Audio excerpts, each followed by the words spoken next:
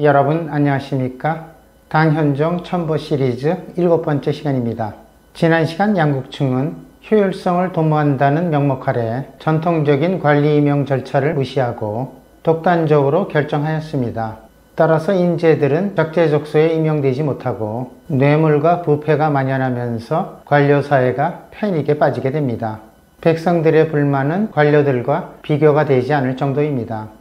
우선 각 가정의 장정들을 잡아다가 남조 원정에 동원한 것입니다. 남조는 운남성 일대에 거주하던 소수민족 집단입니다. 남조는 원래 검남절도사 관할 아래 있었는데 절도사였던 선우중통이 그들을 공격하는 바람에 도망을 가서 통치에서 벗어나 있었습니다. 그런데 이후 양국충이 검남절도사를 겸임하게 되면서 공을 세우기 위해 자주 원정을 보내 그들을 잡아오려고 하였습니다. 검남 지역의 병사를 동원하여 수차례 전쟁을 치렀으나 연전연패하자 첨보 13년에 장안과 낙양의 장정들을 동원하려고 합니다. 그런데 양경 지방의 장정들은 오랜 기간 훈련을 받지 않아서 무기사용법도 모릅니다. 오래전에 부병제에서 징병제로 바뀌는 바람에 전쟁은 절도사 휘하의 군인들이 담당하고 있었습니다. 양국충은 호적에 근거해서 무조건 가구당 3명의 1명꼴로 강제 징집해서 끌고 나갑니다. 당시의 젊은이들이 전쟁에 끌려나가지 않으려고 신체 일부를 훼손하는 일이 비일비재했다고 사서에 기록되어 있습니다. 개원성세를 지나고 무라천보의 대당제국 수도권 백성들이 살기 위해서 자기 몸을 장애로 만들다니 이게 역사의 아이러니입니다. 그러면 양국충은 민심을 파악하고 긴장해야 되는 것 아닙니까? 그런데 양국충은 이런 상황에서도 3천만 필의 견직을 뇌물로 받아 집안에 수장하였습니다. 다음으로 양귀비의 누이인 괴국 부인과 몰래 사통하던 관계에서 이제 공개적으로 만남을 이어갑니다. 자신의 주택을 가장 부위층이 살고 있는 괴국 부인의 저택 맞은편에 마련합니다. 이제 두 사람이 지근거리에서 밤낮으로 오가면서 괴국 부인의 저택에서 뇌물을 받고 관리를 임명했다고 합니다. 자치통감을 보면 두 사람이 호사스러운 마차를 타고 함께 궁궐로 입궁하는데 백성들이 눈꼴이 사나워서 차마 눈을 들지 못했다고 합니다. 한마디로 아나무인입니다. 그러면 조정의 무무백관들이 현종에게 양국충의 전행에 대해서 간언하지 않았을까요?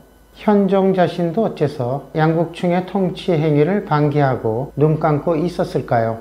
일인보가 통치할 때부터 대신들의 납관 제도는 사라지고 오로지 재상을 통해서만 언로가 열려 있었습니다. 첨보 13년에 가을이 되도록 장마비가 쏟아지자 농작물에 막대한 피해가 발생합니다. 이에 현종이 양국충을 불러 백성들의 생활에 피해가 없는지를 물어봅니다. 그러자 꽉 차게 여문 벼이삭을 가져다 보여주면서 올해의 수확에 지장이 없습니다 라고 아뢰입니다. 이처럼 현종이 귀와 눈을 막고 있으니 아무리 백성들이 수재로 굶어 죽어도 알 수가 없습니다. 그런데 양국충의 눈치를 보지 않고 독립적으로 언로를 밝힐 수 있는 고력사가 남아 있습니다. 고력사는 황제와 재상이 모두 취생몽사의 상태가 되자 마음이 조급해집니다. 첨보 13년에 가을 장마가 심해지자 현종이 고력사를 불러 재해의 상황을 따로 물어봅니다. 그때 고력사가 다음과 같이 말합니다. 폐하가 권력을 재상에게 넘겨주고 나서 상벌의 규범이 없어지고 음양도 조화를 잃어버렸는데 제가 무슨 말을 감히 하겠습니까? 현종은 고력사의 이런 간언을 듣고도 아무런 조치를 취하지 않습니다. 애써 외면하면서 문제를 회피해버린 것이나 마찬가지입니다. 첨보 13년이 되면 현종이 황제가 된 지 44년이 되는 해이고 이미 70세의 고령을 넘게 됩니다. 현종은 정사를 놓은 지 이미 오래되어서 양국충을 면직해도 다른 적임자를 찾기가 어려운 형편입니다. 게다가 양국충이 외척관계인데다가 학문이 미약하고 무능한 관계로 모반의 야심을 걱정 안 해도 되니 정사가 난맥이 되어도 안심할 만합니다. 현종은 이제 자신의 안락을 위해서 국가를 희생해도 좋다는 생각을 하고 있습니다. 첨보 10년에 현종이 조회를 마치고 회궁할 때 시녀들이 비단으로 만든 강보를 들고 있는 것을 보게 됩니다. 강부 안에는 뚱뚱한 아이가 누런 머리를 하고 수염이 늘어진 채 웃고 있습니다. 현종이 기비의 보모에게 크게 상을 내리고 축하해 주는데 이 강보에 쌓인 아이가 바로 알록산입니다. 나중에 현종이 가장 총애하던 장군이요 양기비의 양아들입니다. 자치통감을 보면 알록산에 대해서 알록산자 본영주 자포라고 기록되어 있습니다. 자포는 당시 돌골족을 부르던 명칭으로 실크로드상에서 주로 상업으로 번성하던 민족입니다. 그리고 동쪽 거점 지역이 바로 영주인데 오늘날로 말하면 요녕성 조양시 근처입니다. 알록산은 국경지대에서 물품을 사고 파는 무역상을 하면서 생계를 유지합니다.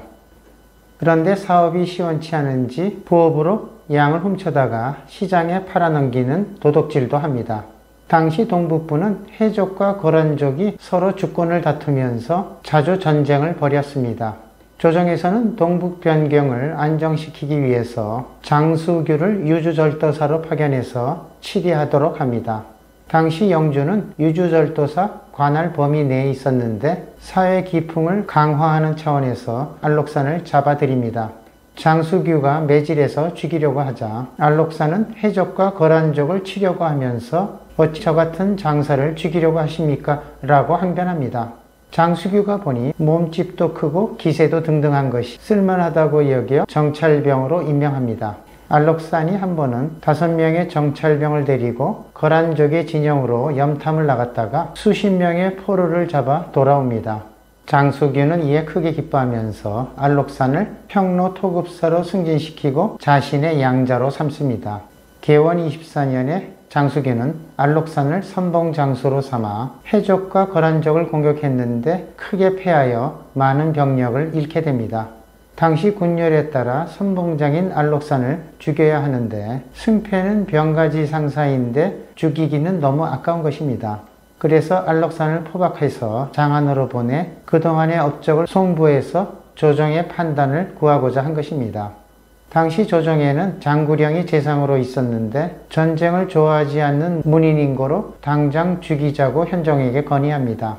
이때 현종이 만류하면서 직접 포박을 풀어주고 지금 동북쪽에 인재가 부족한데 공을 세워 속죄하도록 하자고 제안합니다. 게다가 장구령이 알록산의 얼굴에 반상의 조짐이 있다고 반언했지만 현종은 웃으면서 신경과민이라고 무시해버립니다. 이에 알록산을 일반 병사로 강등하고 배기종군하도록 다시 영주로 돌려보냅니다. 후회해도 소용없는 일이지만 이때 장구령이 해안을 믿고 알록산을 죽였더라면 안사의 난이 일어나지 않았을 것입니다. 그리고 은혜를 원수로 갚은 알록산의 배신에 치를 떨지 않아도 되었을 것입니다. 현종이 알록산을 기사회생하도록 도와주었다면 그에게 날개를 달아준 사람이 있었으니 바로 이림보입니다. 이림보는 재상이 되자 알록산에게 매우 유리한 건의를 합니다. 간담이 작은 문인을 변방의 장령으로 임명하면 안 됩니다. 대신 용감하고 미천한 한문 호족장수를 임명하면 전투력도 증강되고 조정과 결탁하는 일도 없을 것이라고 주장합니다. 이림보는 문관 출신의 절도사가 전공을 세우게 되면 자신이 권력을 독점하는데 장애가 될 것이라고 판단한 것입니다. 국가의 대계를 생각하는 것이 아니라 오로지 자신의 권력을 유지하는 데에만 급급합니다. 다음 시간에는 알록산이 장령이 되는 기회를 얻게 되고 이제 세력을 키워 장안으로 쳐들어오는 역사적인 사건을 맞이하게 됩니다. 여러분 다음 시간을 많이 기대해 주시기 바랍니다. 안녕히 계십시오.